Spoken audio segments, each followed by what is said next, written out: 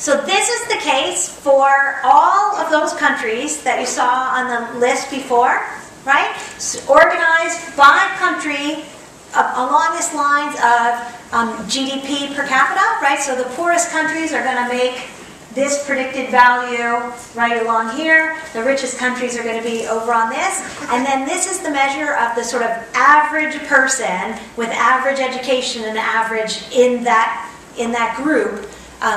For them in that country, that's who it is, across all those countries at one point in time. And I think the year that we was 2000 was the survey year that we used.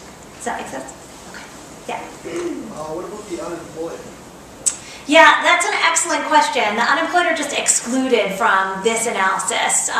It's really hard to do a class analysis that captures everybody, and so just to get the basic idea, we excluded them from the analysis. Other people are also excluded here, which is important to note, and that would include like housewives. Right? So people who are not only unemployed because they're out of work and looking for it, but who are in that category of not looking for work at all, they're not included here too because we couldn't find one kind of idea of class that captured them as well. Yeah? The list of countries that we saw, was that all the countries that were surveyed or just the... Well, there were more countries than that surveyed, but there were some problems with the data that made us focus on Europe and North America. So there are some countries in the global south that are also surveyed that we excluded from this analysis.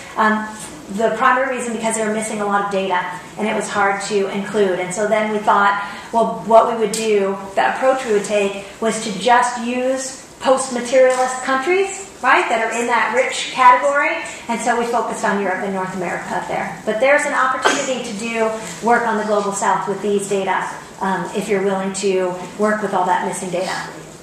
Yeah? I mean, the majority of the countries that were listed there, as you said, are European or North American countries, which in general share a common worldview. Wouldn't it be biased to pick those countries specifically and portray it as world values and come to a conclusion as black and white as rich is tolerant, poor is intolerant?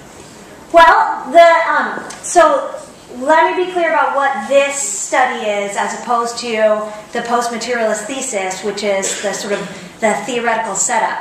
Right? The post-materialist thesis is making that argument based on their analysis of all the countries that they have data from, which is not all the countries in the world, but it's a lot, right? And so we are focusing specifically on that claim and then testing it a little further. And so we're focusing on just the rich countries and looking at in those countries that are supposed to be in this post-materialist category, does it really work that way that everybody is super tolerant? And the answer is no. Class matters. Does that make sense? Well, I mean, I'm just confused about the countries they picked. You said most of them are post-materialist. Right. I saw Azerbaijan there. Right. They're nowhere near being post-materialist. So, yeah. I mean, there's a lot of bias on that list from my perspective.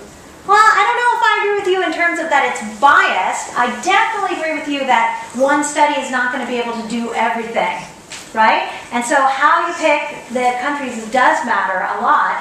We decided to go with an approach that covered all the countries in Europe, right? And then some countries in North America, just because that's sort of a traditional kind of way to capture, right, parts of the world. But yeah, obviously there are countries, especially in the Eastern Bloc, former Eastern Bloc countries, that are undergoing, pretty severe poverty. And if you can look from the list, you'll see they have also. Let me go back. Oops, I have to go one at a time. Okay, sorry.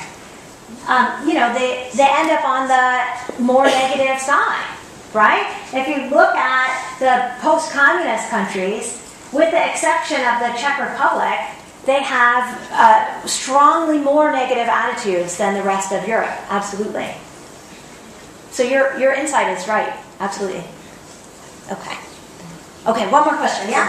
One question. Would it be because the richer have more tolerance or less tolerant, or it may be because religion plays a big part? Because I know, for example, in Eastern Bloc, for most cases, they're a lot more religious. Or let's say then, let's say, Western Europe, Eastern Europe usually they're more, for example, if you look at Middle East, like Saudi Arabia, they're very rich countries, but because of their religion, they might be not tolerant at all. Yep. Or like UAE.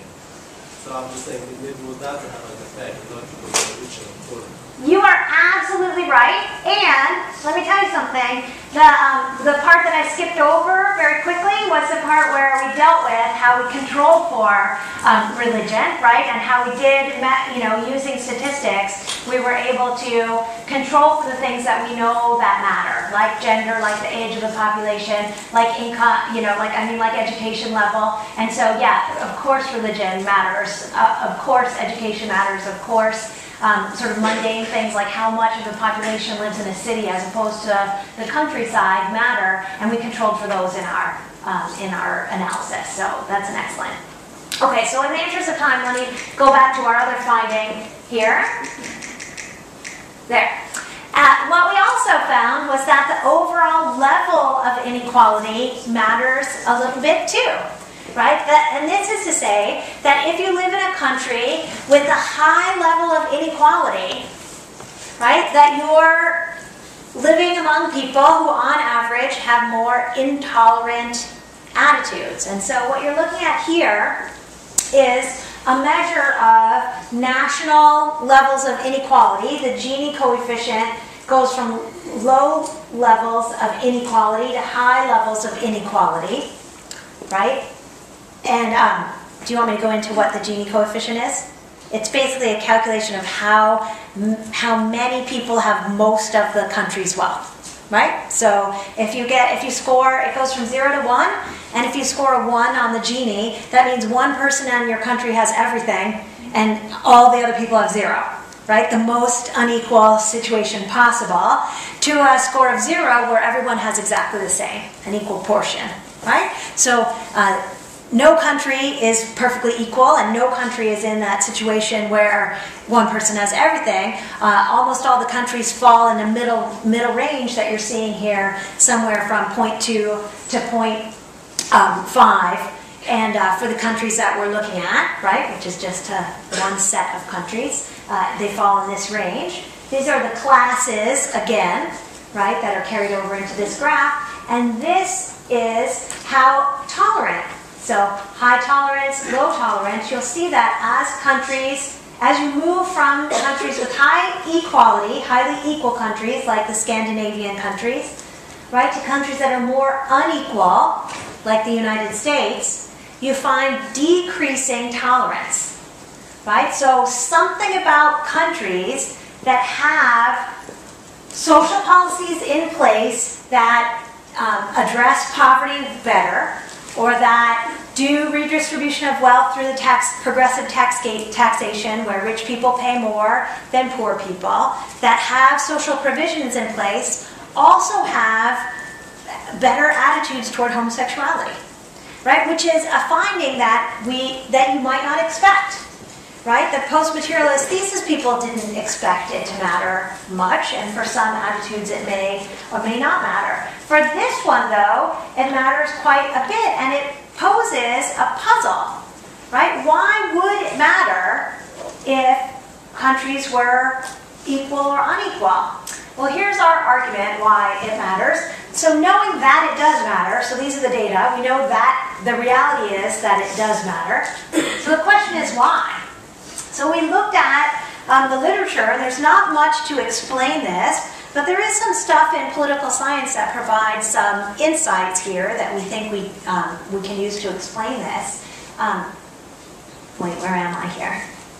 Let me skip through this slide because we're running.